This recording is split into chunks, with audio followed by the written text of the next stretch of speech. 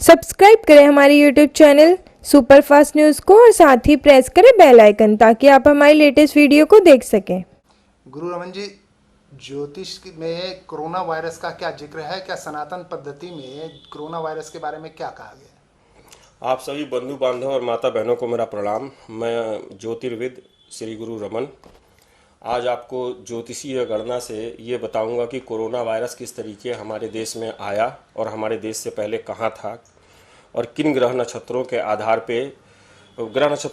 पे मैं गणना करके आपको बताऊंगा कि ये कैसे फैल रहा है और कब ख़त्म होगा। और हम अपने शास्त्रों के द्वारा जो हमें ज्ञान प्राप्त हुआ उस ज्ञान का उपयोग करके मैं आपको बताने जा रहा हूँ। प्रथम तो ये है कि चाइना से जब ये शुरू हुआ है तो ये शनि और केतु इन दोनों के जैसे ही योग बनते हैं। योग बनने के साथ ही इस तरीके के वायरस उत्पन्न होने के या महामारी उत्पन्न होने की संभावना बनती है। तो शनि केतु जब साथ में आए हैं तभी से इस वायरस के पैदा होने की संभावना बनती है। हालांकि वो जून जुलाई की बात है और तब की कोई न्यूज़ हमारे पास अवेलेबल नहीं है अभी। चाइना का बारे में आप जानते ही एक कम्युनिस्ट शासन है, तो कम्युनिस्ट शासन में न्यूज़ वो कब देंगे कब नहीं देंगे, कितने दिनों तक छुपा के रखेंगे, हमें कोई इसकी जानकारी मिली नहीं। फिलहाल ज्योतिषीय गणना के आधार पे ये है कि शनि और केतु के मिलने के उपरांत ही इस तरह के वायरस बनने की संभावना पैदा हो गई थी। अब अगर हम देखते हैं 20 नवंबर की बात, तो 20 नवंबर 2019 में जब शुक्र, शनि और केतु एक साथ बैठे हुए थे तो उस समय किसी भी देश के लिए जहाँ भी इस तरीके की महामारी शुरू होती है या इस तरीके के संक्रमण उत्पन्न होते हैं तो बहुत मुश्किल होता है, क्योंकि शुक्र ऐसा ग्रह है जो ग्लैमर को बनाए रखता है। लेकिन अगर शुक्र केतु से पीड़ित हो जाए तो फिर उसके बाद वो ग्लैमर उसका बच नहीं पाता है। तो ऐसा ही हुआ 20 नवंबर के बाद से, जब शुक्र केतु और शनि एक साथ आए उसके बाद चाइना इसे छुपा नहीं सका, उस संक्रमण को उसे बाहर लाना ही पड़ा। तो 20 नवंबर के बाद की ये स्थिति बनती है। अब हम आज के बारे में चर्चा करेंगे, भारत के बारे में और पूरे विश्व के बारे में कि ये किस तरीके से और कहाँ कहाँ फैला। पूरे विश्व में फैलने की जहाँ तक बात है तो जैसे ही मंगल ने प्रवेश किया धनु राशि में, जैसे ही मंगल ने धनु राशि में प्रवेश किया केतु के साथ, वैसे ही ये वर्ल्ड वाइड फैल गया। अर्थात 7 फरवरी के बाद पूरे विश्व में फैलने की संभावना बनती है ग्रहों के अनुसार। आने वाले दिनों के बारे में अगर मैं आपको जानकारी दूं तो आने वाले दिनों के बारे में सबसे महत्वपूर्ण जानकारी यह है कि 22 तारीख से लेकर के और 30 तारीख तक पूरे विश्व में इस संक्रमण से मरने वालों की संख्या बहुत अधिक हो सकती है। जैसा कि आप जान रहे हैं, बचाव ही इसका उपाय है एकमात्र, क्योंकि अभी इसके वैक्सीन्स नहीं बने हैं। 22 तारीख को मंगल और शनि की युति हो रही है। मंगल शनि की युति होते ही, दो तामसिक ग्रहों की आपस में युति होते ही तामस का प्रभाव बहुत ज़्यादा बढ़ेगा और इसका संक्रमण का प्रभाव भी बहुत ज़्यादा बढ़ेगा। ऐसे लोगों में जो तामसिक प्रवृत्ति के हैं, तामसिक प्रवृत्ति के अर्थात जो नॉन वेजिटेरियन हैं, उनके पे इसका प्रभाव ज़्यादा देखा जा सकता है। अगर हम ज्योतिषीय आधार पे कहें तो तामसिक लोगों को ये ज़्यादा इफेक्टेड करेगा। मंगल शनि की युति जैसे ही 22 तारीख को होगी और 22 तारीख से 30 तारीख तक ये युति आप ये समझिए कि पूरे विश्व में कहर ढा सकती है, लोगों को बहुत अधिक परेशान कर सकती है।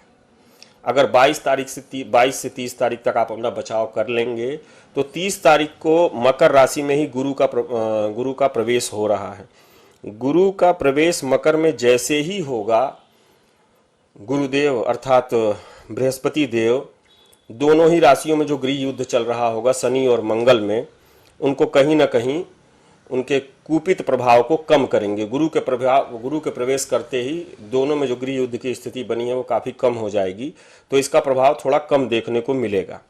लेकिन इसका तात्पर्य ये एकदम नहीं है कि ये स्प्रेड नहीं करेगा, तेज़ी से फैलेगा नहीं, फैलेगा ये, लेकिन पहले से कमी आ जाएगी। तो 22 से 30 तारीख मेरा मूल उद्देश्य यही है आप सभी को बताने का कि 22 से 30 तारीख के बीच में अपनी सुरक्षा संबंधी नियमों का ध्यान रखें। जो आपके अपने डॉक्टर बता रहे हैं, आयुर्वेदाचार्य लोग बता रहे हैं, उन चीज़ों का ध्यान रखें।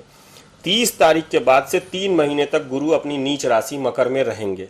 तो ये 3 महीने भी बहुत ज़्यादा आपको आराम नहीं मिलने वाले हैं। लेकिन हाँ, ये ज़रूर हो जाएगा कि मंगल और शनि के साथ गुरु के पहुँचने से पहले से आपको थोड़ी राहत मिल जाएगी, थोड़ी आपको जो है शक्ति प्राप्त हो जाएगी, सकारात्मक शक्ति प्राप्त हो जाएगी जो तामसिक से लड़ सकेगी। एक सात्विक तरह की शक्ति प्राप्त होगी जो तामस से लड़ेगी और कहीं ना कहीं इसको तेजी से स्प्रेड करने से रोकेगी। इसके साथ ही जैसे ही 14-15 अप्रैल को सूर्य अपने उच्च राशि में प्रवेश करेंगे, वहाँ से इस कोरोना वायरस का जो गति है बढ़ने की वो काफ़ी कम होने लगेगी। तब ये बहुत धीरे धीरे बढ़ना शुरू करेगी, अर्थात इसकी स्पीड काफ़ी कम हो जाएगी।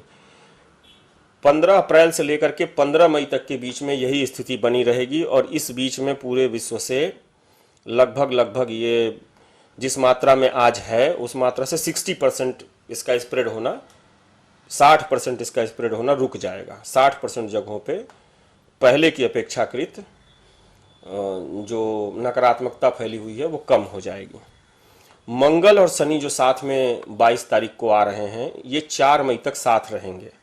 4 मई से जैसे ही मंगल शनि का साथ छोड़ेगा, उसके बाद इसके स्पीड में और कमी आएगी और अंततः 30 तारीख को जब गुरु अपने नीच राशि से निकल करके, अर्थात 30 जून से नीच राशि से निकल करके जैसे ही वापस धनु में जाएंगे, तो पूरे विश्व में शांति का माहौल फिर से वापस क्रिएट हो जाएगा। तो आपका कहना यह है कि 30 जून के बाद में स्थिति ये समाप्त हो जाएगी? 30 जून के बाद जो स्थितियां आज बनी हुई हैं, महामारी की स्थितियां बनी हुई हैं, निसंदेह ये पूरी तरीके से खात्मे की तरफ अग्रसर हो जाएंगी। सनातन पद्धति में इससे बचाव का क्या उपाय है? देखिए, हमारे पास बहुत से ऐसे उपाय हैं, प्राचीन ऐसे सनातन संस्कृति में बहुत से उपाय हैं, एक उपायों की कमी नहीं है। लेकिन यह है कि अगर हम अपने मूलभूत सिद्धांतों की ओर लौटें, हम अपने प्राकृतिक उन नियमों का पालन करें जहां हम कहते हैं जीवों पे दया करें। जीवों पे दया करने का मतलब यह है कि हम शाकाहार को अपनाएं। अगर हम शाकाहार को अपनाते हैं तो मुझे लगता है ऐसा कि शाकाहार को अपनाने के बाद इस रोग को फैलने में वैसे भी शाकाहारी लोगों को होने की कम संभावना बनती है, क्योंकि ये तामसिक प्रकृति की चीज़ें हैं ऐसी। लेकिन आप तामसिक लोगों के संसर्ग में आएंगे, टच में आएंगे तो भी होगा। जैसे कहते हैं ना, कुसंग का ज्वर, संग का ज्वर।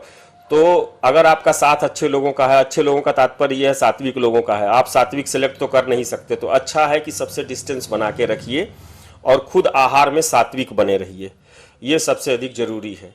दूसरी चीज़ है कि हमारे वहाँ तमाम इस तरह के उपचार रहे हैं, और जब धनु राशि में इन ग्रहों का संचरण हो रहा था, शनि का, गुरु का, केतु का, तभी ऐसी महामारी का योग बना। उस समय मिथुन राशि पे गुरु की दृष्टि थी, शनि की भी दृष्टि थी मिथुन राशि पे।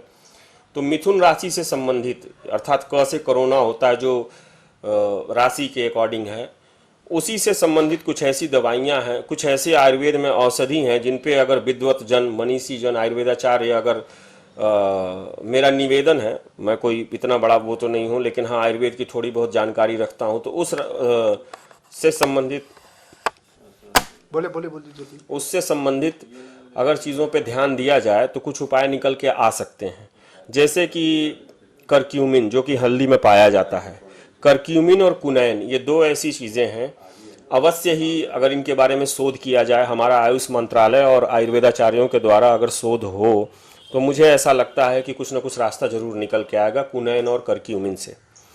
और मैं अपने सभी भाइयों बहनों से निवेदन करना चाहूँगा, बंधु बांधवों से निवेदन करना चाहूँगा कि जिस तरीके आप अन्य चीज़ों को, सैनिटाइज़र का और तमाम चीज़ों का उपयोग कर रहे हैं, जो आज के आधुनिक डॉक्टर आपको बता रहे हैं, एलोपैथिक के डॉक्टर बता रहे हैं, इसी तरीके आप हल्दी का भी प्रयोग करें। रात में सोते समय गर्म पानी में एक बार आप 3 से 5 ग्राम हल्दी ले करके, जरूरी हो तो काला नमक मिलाएं, नहीं तो न मिलाएं, गर्म पानी में हल्दी लेकर के सोएं। अर्थात गर्म पानी में हल्दी, उबलते हुए पानी में आप थोड़ा सा 3 से 5 ग्राम तक हल्दी डालिए और उस पानी को आप पी लीजिए।